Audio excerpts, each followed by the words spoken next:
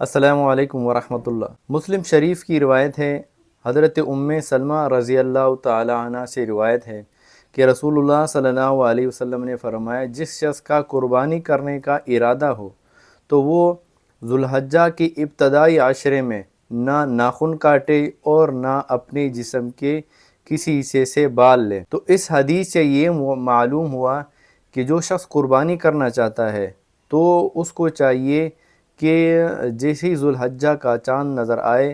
تو وہ اپنے انگلیوں کے ناخن بھی نہ کاٹے اور نہ وہ اپنے جسم کے کسی بھی حصے کے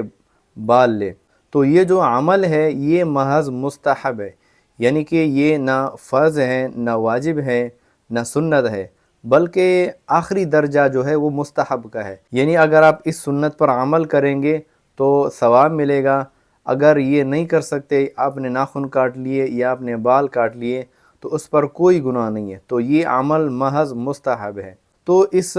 عمل کے کرنے کا اس لیے حکم دیا گیا کیونکہ حاجیوں کے ساتھ مشابہت ہو جاتی ہے۔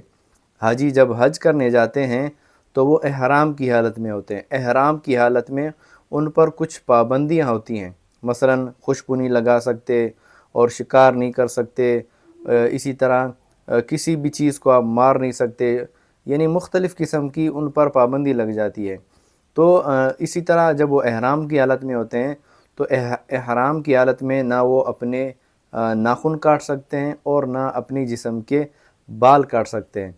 ہاں، جب وہ قربانی والے دن قربانی کر لیتے ہیں، یعنی 10 ذی الحجہ کو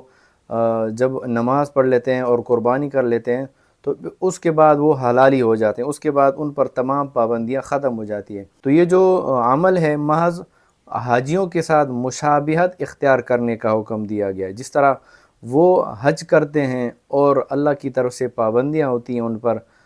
کچھ دنوں کے لیے، تو اسی طرح قربانی کرنے والے کے لیے بھی یہ حکم دیا گیا کہ وہ حاجیوں کے ساتھ مشابہت اختیار کریں۔